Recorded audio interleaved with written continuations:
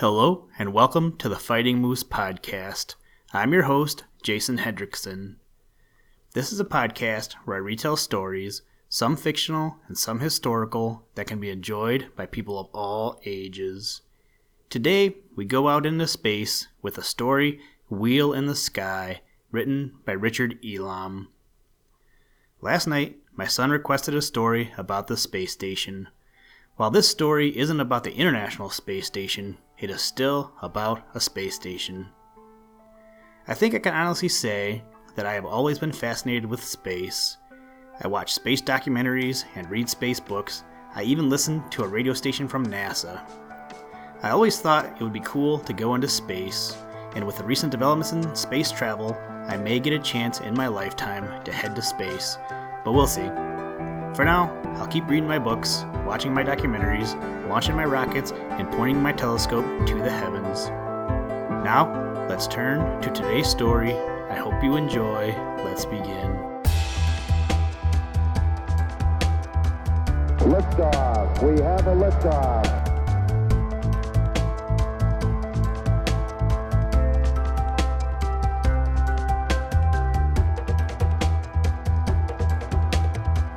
Choose to go to the moon in this decade and do the other things, not because they are easy, but because they are hard.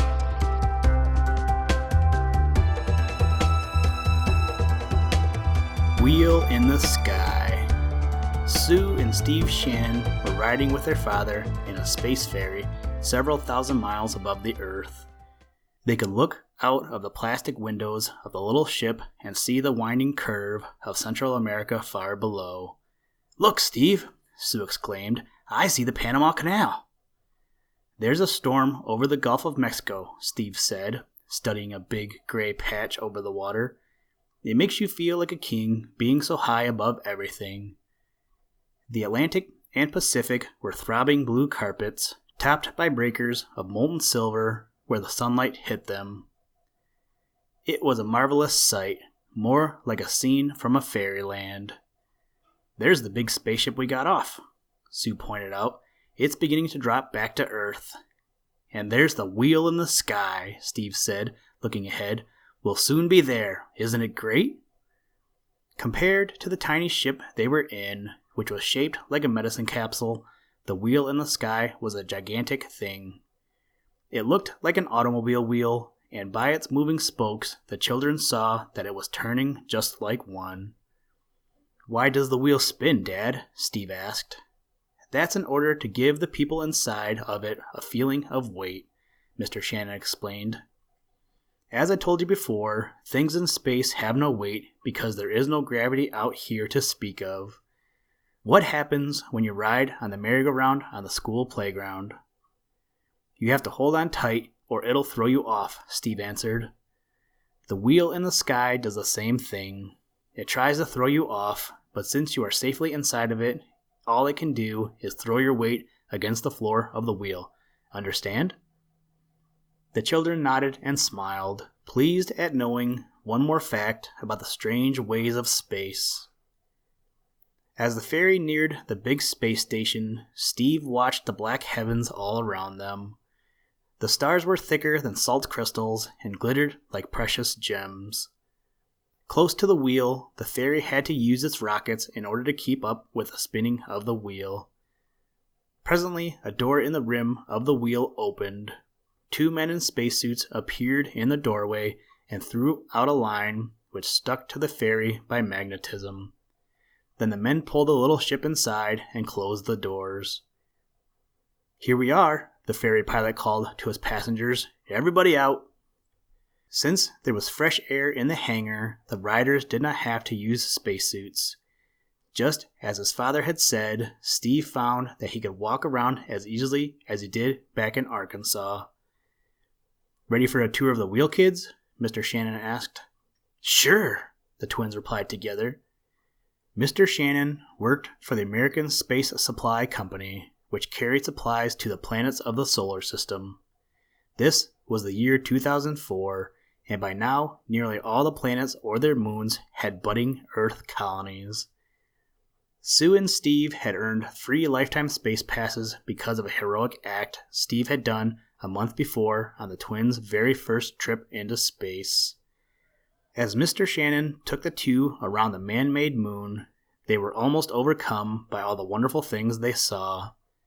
They learned that the wheel in the sky was both a scientific laboratory and a military lookout. With their big telescopes, the Space Guard could see every mile of Earth, for the wheel circled the globe several times a day. While the Shannons were in the military lookout room peering at the world through a telescope, Sue said, "I wish Mom could be here with us." "I do too, sis," Steve replied, "but it would take all the soldiers in the Humpty Dumpty story to get Mom into a rocket, wouldn't it, Dad?" Mr. Shannon chuckled. "I believe it would, son." Their father leaned over and whispered something to the officer at the telescope, who nodded. The man slipped a high-power lens on the telescope and turned it on a certain part of the United States, toward which the wheel was slowly moving. "Take another look, Sue," her father said. Sue eagerly went to the eyepiece. The telescope brought a city into very close range. It seemed as if she had only to reach out a finger to touch the tall spire of a building. Suddenly she gasped. She knew that building. It was the home office of her father's place of work. The city was Little Rock, Arkansas, their own home. "Steve, look," she said excitedly to her brother and let him see for himself. Steve was as thrilled as Sue. Together they moved the telescope lens over all the familiar spots of the great space city, which in this day had 1 million population. They were able to locate the wee speck that was their own home in the suburbs. "I can almost see Mom hanging out the wash in the yard," Steve said with a grin. Before the children were through looking, they noticed several black hazy spots in different parts of the state. "What are these, Dad?" Steve asked, showing them to his father. "They're tornadoes, son," Mr. Shannon replied. "There seems to be an unusually large crop of them this season. There are even some close to Little Rock. The Weather Control Bureau here has a way of dealing with them, though. They do many skillful things in weather control. They can make it rain in dry parts of the world and even melt snowdrifts in blizzard areas." "What can they do about a tornado?" Steve asked. "When one threatens a city, they fire a guided missile, a bomb, that breaks up the twister before it can do any harm. We'll visit the Weather Control Bureau as soon as we've been to the hub of the wheel." Mr. Shannon led them out of the military lookout room. Steve and Sue then found a job of climbing facing them. In order to reach the hub, they had to go through one of the spokes leading into the center of the wheel. The children saw before them a nylon ladder stretching as far as they could see, down a long corridor. "Let's start climbing," their father said. "Why can't we just walk along the hall?" Sue asked, "instead of doing it the hard way?" "You're forgetting that the wheel is always throwing you outward as it spins," Mr. Shannon said. "If you tried to walk down the spoke, it would be like trying to walk against a hurricane. For this reason, you two must be careful not to lose your grip on the ladder, or you'll be flung down the corridor against the rim." The 3 began climbing hand over hand along the ladder. They got along very well until Sue suddenly became dizzy and lost her hold. She screamed as she began flying down the corridor. Steve's heart nearly stopped beating for a moment. He heard his father calling out loudly in a frantic voice, "Grab the ladder, Sue! Grab the ladder!" At first, Sue did not seem to hear and kept hollering in fright. Then she understood and reached out wildly with her hands for the nylon ladder as she swept along. One hand seized a piece of it and she held on for dear life. Her body still hanging in midair as the force of the turning wheel kept trying to throw her outward. "Hold on, Sue," her father called. "We're coming." He and Steve swiftly crawled along the ladder to the spot where Sue was clinging with one hand. "Hurry," she cried. "I can't hold on much longer." Just as she was about to let go, Steve reached her and held on to her with his free hand. Then his father lent his help, and Sue was safe. She sobbed for a moment from the fright she had had, and Mr. Shannon suggested that they go back to the rim where they could be safe again. Both children agreed, for they had suddenly lost all interest in the hub. By the time they got to the Weather Control Bureau, they found more worry awaiting them. Men were hustling about the huge room with serious looks on their faces. One of them was looking into the eyepiece of a large machine that was pointed out the window down onto Earth. "What's wrong?" Mr. Shannon asked one of the men. "A tornado is headed for Little Rock, Arkansas," was the shocking reply. "I hope our missile scores a hit, but it isn't going to be easy because the wheel has already moved past the United States." "The missile's gotta hit," Steve burst out. "Our home and Mom are there." "Yes, it's simply got to," Sue added tearfully. The Shannons had to stand helplessly on the side as the tornado fighters went to work. The missile gun was in another part of the wheel, but the orders for firing it would leave this room by radio. "Oh, why couldn't Mom have come with us?" Sue asked. "She would have been safe here." Steve felt his whole body tensing like a wound spring. The perspiration was beading his forehead, and his knees were weak. On his father's face there was a dark look, and Steve saw that his big hands were opening and closing. 20 seconds to go before firing," the man of the machine said, slowly over the radio mic on his chest. "Steady. 18. 17. "Why don't they hurry?" Sue cried. "They're so slow." "They have to do it a certain way," Mr. Shannon answered.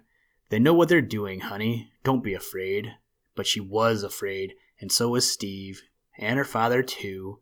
Everyone in the room was afraid because no one could say whether the tornado could be destroyed before it hit the city or not. 8, 7, 6, droned the unhurried voice of the operator.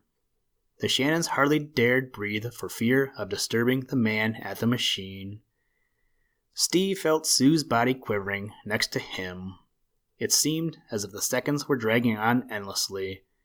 3, 2, 1. Fire!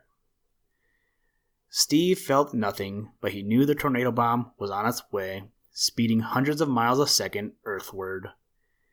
For long, awfully long moments after the operator had said fire, the Shannons waited for him to speak again. He kept looking calmly through the eyepiece of the machine as though just studying the stars. Then at last they saw a smile spread over his face, and he said to everyone in the room, "It's a hit! Little Rock is safe!" Sue and Steve whooped as if it were Christmas morning. Where a minute before they had been greatly worried, now they were happy as they had never believed they could be. "Whew," Mr. Shannon sighed. "I'm afraid I've had enough excitement to last me a lifetime."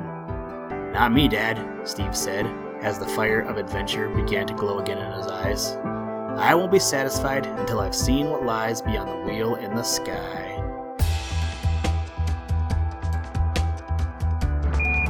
Houston, Tranquility Base here. The Eagle has landed.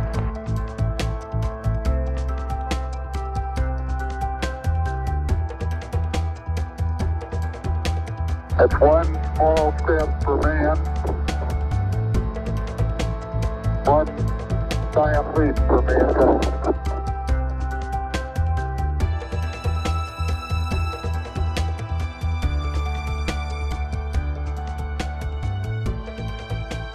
Thank you for listening to this episode of the Fighting Moose podcast. Please join us next time as we read another exciting story. Today's music was provided by the artist Analog by Nature, and the audio clips were provided from NASA. For more information to download and or listen to audio or materials from all our recordings, or to contact us, please visit www.thefightingmoose.com, or you can follow the links in the show notes. And as always, try and do a random act of kindness every day. Mission complete, Houston. After serving the world for over 30 years, the space shuttle's earned its place in history and it's come to a final stop.